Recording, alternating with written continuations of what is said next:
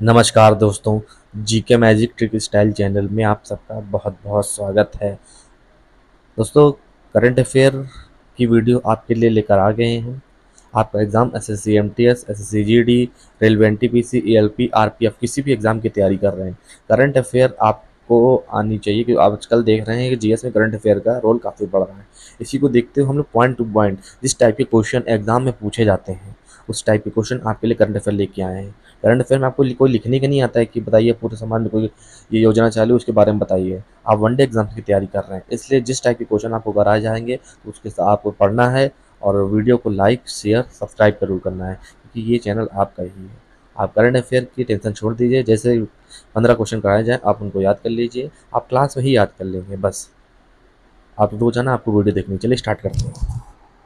पहला क्वेश्चन है, देखिए पहला इंग्लिश में भी होगा और हिंदी में भी है, तो मैं हिंदी वाला आपको रीड करके पढ़ूंगा और इंग्लिश वाला अगर आप देख रहे हो तो इंग्लिश वाला भी आप पढ़ सकते हैं, ठीक है। तो देखिए पहला क्वेश्चन आपकी स्क्रीन के ऊपर ये रहा। हाल ही में ऐसे अरबपतियों की संख्या कितनी हो गई जिनकी नेटवर्थ 200 अरब डॉलर से ज़्यादा है।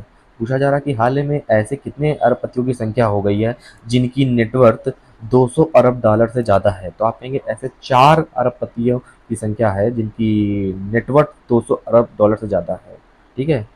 ऐसे अरबपतियों की संख्या 4 हो गई है जिनकी नेटवर्थ 200 अरब डॉलर से ज़्यादा है, ठीक है। नेक्स्ट, ये देखिए आप इंग्लिश में भी रीड कर सकते हैं और हिंदी में हम आपको तो करा ही रहे हैं। लास्ट में याद भी हो जाएगा, टेंशन मत लीजिए। हाल ही में दिल्ली में वायु प्रदूषण से निपटने के लिए शुरू की गई पहल धूल मुक्त दिल्ली किसके द्वारा शुरू की गई है। हाल ही में दिल्ली में वायु प्रदूषण से निपटने के लिए शुरू की गई पहल धूल मुक्त दिल्ली किसके द्वारा शुरू की गई है। आप कहेंगे उपराज्यपाल विनय कुमार सक्सेना द्वारा दिल्ली मुक्त दिल्ली धूल मुक्त दिल्ली में वायु प्रदूषण निपटने के लिए पहल शुरू की गई है। वायु प्रदूषण से निपटने के लिए पूछा जाएगा कि दिल्ली में धूल मुक्त किसके द्वारा शुरू की गई है। आप कहेंगे उपराज्यपाल विनय कुमार सक्सेना द्वारा।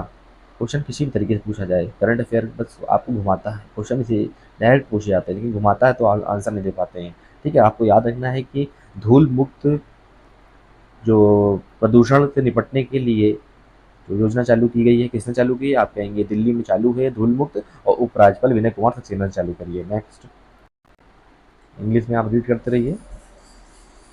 नेक्स्ट देखिए, क्वेश्चन नंबर 3 है, अडानी पावर के गोड्डा स्थित पावर प्लांट में बनने वाली 100% बिजली किस किस देश को निर्यात की जाती है। अडानी पावर के गोड्डा स्थित पावर प्लांट से बनने वाली 100% बिजली किस देश को निर्यात की जाती है। आप कहेंगे बांग्लादेश को ये निर्यात की जाती है। तो अडानी पावर का जो गोड्डा स्थित पावर प्लांट है उससे 100% जो बिजली है वो किस देश को निर्यात की जाती है। आप कहेंगे बांग्लादेश को निर्यात की जाती है। अडानी पावर वाला जो गोड्डा स्थित पावर प्लांट है उससे जो 100% बिजली बनती है वो 100% किसको दी जाती है। आप कहेंगे बांग्लादेश को, ठीक।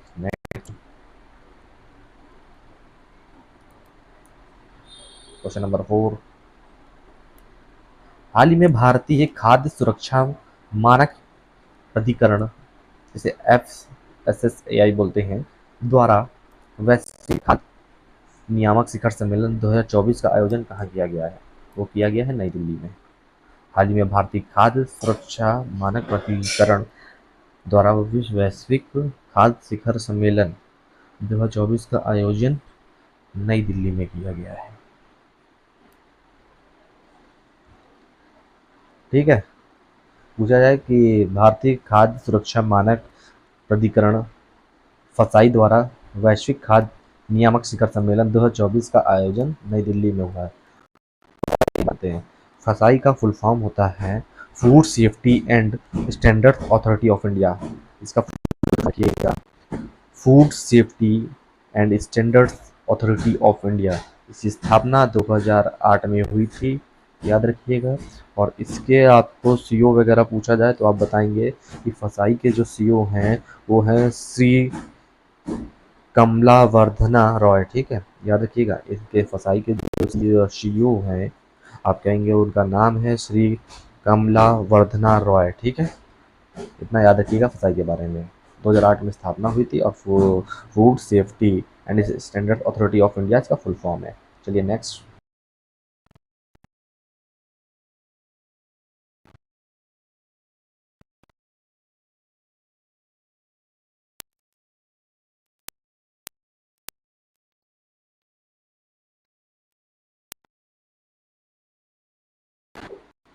हाल ही में कहाँ विद्यार्थियों के संबंधी कानून बनाया गया है? हाल ही में कहाँ विद्यार्थियों के स्मार्टफोन के इस्तेमाल पर प्रतिबंध लगाए जाने का संबंधित एक कानून बनाया गया है? आप कहेंगे कैलिफोर्निया ने विद्यार्थियों के लिए स्मार्टफोन अब इस्तेमाल करने पर वहाँ प्रतिबंध लगा दिया गया है और इसको लेके एक कानून बनाया गया है। कैलिफोर्निया में विद्यार्थियों को स्मार्टफोन अब नहीं इस्तेमाल करने दिया जाएगा, जिससे कि उसमें एक मिनट बच्चों। ठीक है बच्चों, कैलिफोर्निया याद रखिएगा। हाल ही में कहाँ पर विद्यार्थियों के स्मार्टफोन पर प्रतिबंध लगाने पर इस्तेमाल करने पर प्रतिबंध लगाया गया और उसके लेके कानून बना दिया कैलिफोर्निया में। नेक्स्ट आप क्वेश्चन के ऊपर देखिए, क्वेश्चन आता हुआ ये 6 नंबर का क्वेश्चन है। देखिए, हाल ही में संपत्ति क्षति विकलांग अधिनियम किस राज्य सरकार ने लागू किया है? उत्तराखंड ने लागू किया है। हाल ही में संपत्ति क्षति विकलांग अधिनियम किस राज्य सरकार ने लागू किया है? उत्तराखंड सरकार ने संपत्ति क्षति विकलांग अधिनियम लागू कर दिया है। पूछा जाएगा कि किस राज्य सरकार ने संपत्ति क्षति विकलांग अधिनियम पारित किया? आप कहेंगे संपत्ति क्षति वाली बात हो रही, तो आप कहेंगे सर उत्तराखंड ने लागू किया है।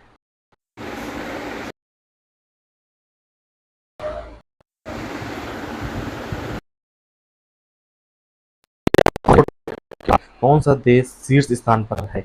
एशिया पावर सूचकांक रिपोर्ट के अनुसार कौन सा देश शीर्ष स्थान पर है? आप कहेंगे अमेरिका जो है एशिया पावर सूचकांक पर शीर्ष स्थान पर है। ठीक है बच्चों, एशिया पावर सूचकांक रिपोर्ट के अनुसार अमेरिका जो देश है वो शीर्ष स्थान पर रहा है। ठीक है, ठीक है बच्चों, एशिया पावर सूचकांक रिपोर्ट के अनुसार कौन सा देश शीर्ष पर पूछा जाएगा तो अमेरिका। अब पूछा जाएगा कि भारत की क्या रैंक है एशिया पावर सूचकांक में, भारत की क्या रैंक है? आप कहेंगे भारत जो है वो तीसरे नंबर पर आ गया है, भारत की रैंक तीसरी है, जापान को पीछे कर दिया है, जापान ये चौथे नंबर पर है। एशिया पावर सूचकांक रिपोर्ट में भाई अमेरिका पहले नंबर पे, दूसरे पे मान लीजिए दूसरे पे चाइना ही है और तीसरे पे भारत आ गया है। ये टॉप 4 आपको याद रखनी है और भारत का जरूर याद रखना है। अमेरिका पहले पे है, दूसरे पे आपका चाइना हो जाएगा, तीसरे पे आपका भारत हो जाएगा और जापान जो है चौथे नंबर पे है। और पिछले मुकाबले जापान को पीछे छोड़कर भारत तीसरे नंबर पे आया है। ठीक है, ये रैंकिंग आपको याद रखनी है एशिया पावर सूचकांक वाली। नेक्स्ट क्वेश्चन आपके स्क्रीन के ऊपर आता हुआ ये रहा 8वां नंबर का क्वेश्चन। ये देखिए,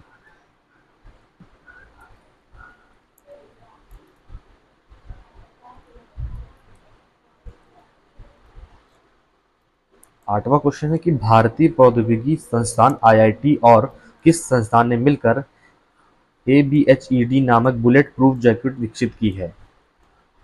आप कहेंगे भारतीय प्रौद्योगिकी संस्थान आईआईटी और किस संस्थान ने मिलकर ABHED, इसको बोल सकते हैं ABHED नामक बुलेट प्रूफ जैकेट विकसित की है? तो आप कहेंगे रक्षा अनुसंधान एवं विकास परिषद, रक्षा अनुसंधान एवं विकास परिषद DRDO ने मिलकर, DRDO के साथ आईआईटी ने मिलकर ABHED नामक बुलेट प्रूफ जैकेट विकसित की है। तो कभी पूछा जाएगा कि इस टाइप से क्वेश्चन ABHED क्या है? आप कहेंगे ABHED जो है ये एक बुलेट प्रूफ जैकेट है। तो आईआईटी और रक्षा अनुसंधान एवं विकास परिषद संगठन ने मिलकर इसको बनाया है। ठीक है, नेक्स्ट क्वेश्चन से पहले हम आपसे पूछना चाहेंगे कि DRDO के बारे में थोड़ा जान लेते हैं। DRDO क्या है? अब DRDO का फुल फॉर्म आपके सामने है कि defence research and development organisation. DRDO का फुल फॉर्म होता है defence research and development organisation, याद रखिएगा। ठीक है, और कभी पूछा जाए कि इसका स्थापना कब हुई तो आप बताएंगे सर इसकी DRDO की स्थापना जो हुई थी DRDO 1958 में बताएंगे, 1958 में DRDO की स्थापना हुई थी। जो जो चीज़ें बताई जाए आप उसको क्लास में ही याद कर लिया करिए, ठीक है। कभी पूछा जाए कि चेयरमैन कौन है डीआरडीओ को, तो आप कहेंगे वो समीर वी कामत है, ठीक है। डीआरडीओ के बारे में आपको इतनी जानकारी होनी चाहिए। ABHED क्या है, आप कहेंगे बुलेट प्रूफ जैकेट है। किसने बनाई है, आप कहेंगे डीआरडीओ ने बनाई है। डीआरडीओ की स्थापना कब हुई, आप कहेंगे 1958 में हुई। डीआरडीओ का फुल फॉर्म आपको पता है, defence research and development organisation. और इसके जो आपसे पूछा चेयरमैन कौन है, आप कहेंगे समीर वी कामत है, ठीक है। चलिए नेक्स्ट क्वेश्चन की ओर बढ़ते हैं। ABHED क्या है, बुलेट प्रूफ जैकेट है। नेक्स्ट क्वेश्चन, ठीक है। वीडियो अच्छी लगी लाइक शेयर सब्सक्राइब जरूर करिएगा। यहाँ मौसम थोड़ा ख़राब है, इसलिए थोड़ा सा बाहर मुझे जा देखना पड़ता है जाकर, कि बारिश ना हो जाए, लेकिन आपकी पढ़ाई में कोई कमी नहीं होगी, ठीक है। देखिए क्वेश्चन नंबर 9, हालिया रिपोर्ट के अनुसार अनुसूचित जातियों और अनुसूचित जनजातियों के खिलाफ अत्याचार के सबसे अधिक मामले भारत के किस राज्य में दर्ज हुए हैं। एक हालिया की रिपोर्ट आई है, हालिया की रिपोर्ट आई, उसमें उसके अनुसार अनुसूचित जातियों और अनुसूचित जनजातियों SC ST के खिलाफ अत्याचार के सबसे अधिक मामले भारत के किस राज्य में आए हैं। वो उत्तर प्रदेश में सबसे ज़्यादा मामले आए हैं। हालिया की रिपोर्ट आई है SC ST जनजातियों के लिए, अनुसूचित जनजातियों और अनुसूचित जनजातियों के खिलाफ अत्याचार सबसे ज़्यादा किस राज्य में बढ़े हैं। अत्याचार सबसे ज़्यादा ये भारत के किस राज्य में अनुसूचित जातियों और अनुसूचित जनजातियों के खिलाफ, वो भारत का राज्य है उत्तर प्रदेश। उत्तर प्रदेश में सबसे ज़्यादा अत्याचार हुआ है इन जनजातियों के साथ, याद रखिएगा। क्वेश्चन नंबर 10 आपकी स्क्रीन के ऊपर, हाल ही में कहाँ भारत का पहला CO2 से मेथनॉल प्लांट लॉन्च किया गया है। हाल ही में कहाँ पे भारत का पहला CO2 से मेथनॉल पायलट प्लांट लॉन्च किया गया है। आप कहेंगे पुणे में लॉन्च किया गया है। कभी पूछा जाए कि पुणे में CO2 से मेथनॉल पावर प्लांट को लॉन्च किया गया है, ये भारत का पहला है CO2 से मेथनॉल पायलट प्लांट लॉन्च किया गया है, तो क्वेश्चन मोस्ट इंपॉर्टेंट हो जाता है, क्योंकि ये भारत का पहला CO2 से मेथनॉल पायलट प्लांट है।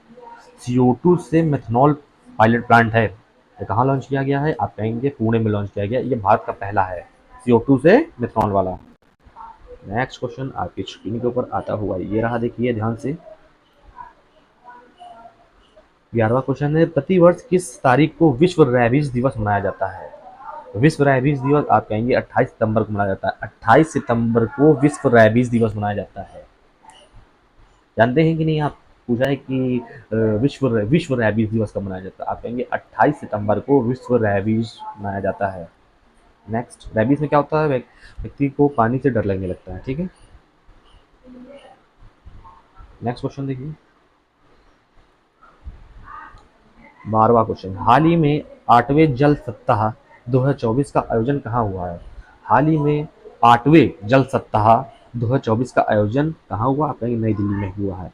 कौन से क्रम का है ये जल सप्ताह, आप कहेंगे 8वें जल सप्ताह 2024 का आयोजन नई दिल्ली में हुआ है। 2024 में याद रखना 8वां जो है जल सप्ताह रहा है, ठीक है। नेक्स्ट आपके स्क्रीन के ऊपर ये रहा, देखिए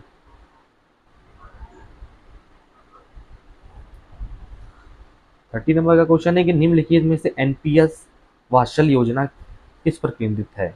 जो एनपीएस वात्सल योजना है ये किस पर केंद्रित है, आप कहेंगे बच्चों पर है, ठीक है। तो पूछा जाएगा कि अब तक योजना भी आ गई ना एक नई, तो आपको योजना जरूर याद रखनी है। तभी पूछा जाए कि एनपीएस जो है ये वात्सल योजना किस पर केंद्रित है, आप कहेंगे बच्चों पर केंद्रित है, ठीक है।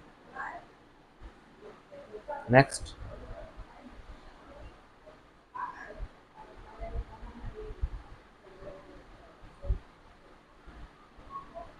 देखिए नेक्स्ट क्वेश्चन,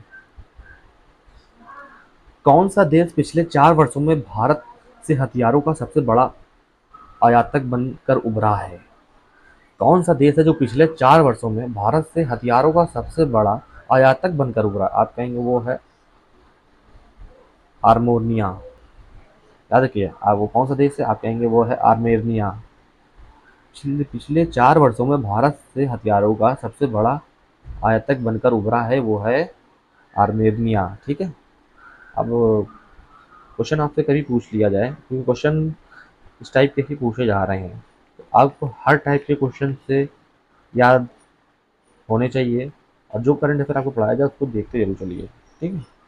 तो ऐसा नहीं है कि ऐसे क्वेश्चन नहीं आते, वैसे क्वेश्चन नहीं आते हैं, आपको बस पढ़ते रहना है, ठीक है दोस्तों। ठीक है, चलिए नेक्स्ट क्वेश्चन की ओर बढ़ते हैं। आपके स्क्रीन के ऊपर आता हो ये रहा, ध्यान से देखिएगा।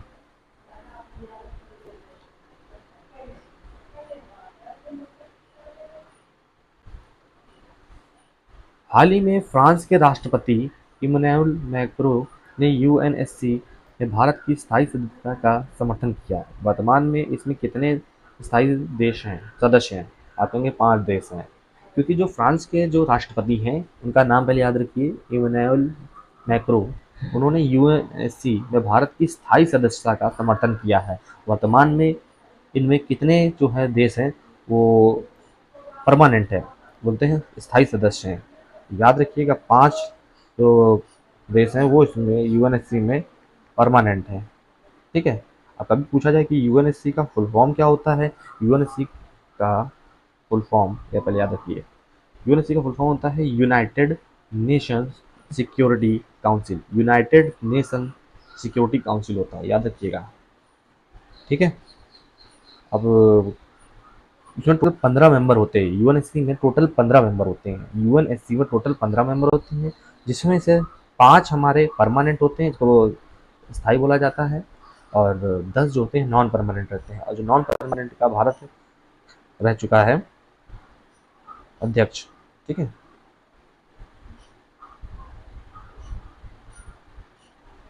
चलिए अब आपसे कुछ क्वेश्चन मैं पूछना चाहता हूँ कि जो इसमें 5 स्थायी सदस्य हैं वो कौन कौन से हैं?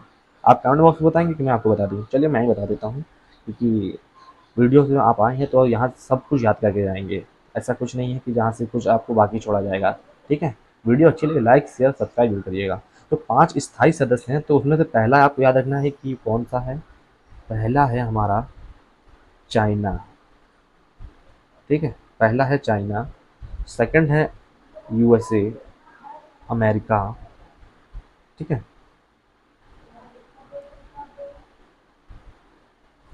हेलो, एक मिनट रुको।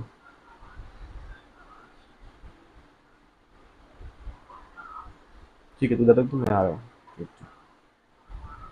क्या, हाँ उधर कर लो, मैं आ रहा हूँ 2 मिनट से। हाँ दोस्तों, तो ज़रा सा कॉल आ रही थी ना, इसलिए मैं डिस्टर्ब नहीं करना चाहता था आपको। लेकिन चलिए मैं आपको 5 जो परमानेंट मेंबर हैं वो बता देता हूँ।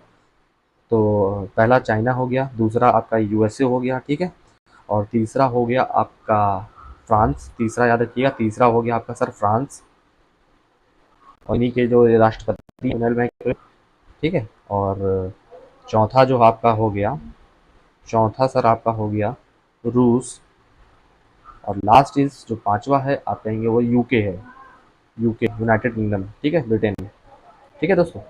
तो एक बार मैं फिर से आपको पांचों बात बता देता हूँ। पहला हो गया चीन, दूसरा हो गया फ्रांस, और तीसरा याद करिए रूस, जिसको हम पहले सोवियत संघ नाम जानते थे, ठीक है। और पांचवा आपका हो गया यूनाइटेड किंगडम, जिसको बोलते हैं यूके, और एक हो गया संयुक्त राज्य अमेरिका, ठीक है दोस्तों। 5 होते हैं। वीडियो अच्छी लगे लाइक शेयर सब्सक्राइब करिएगा। मिलते हैं फिर नेक्स्ट वीडियो में।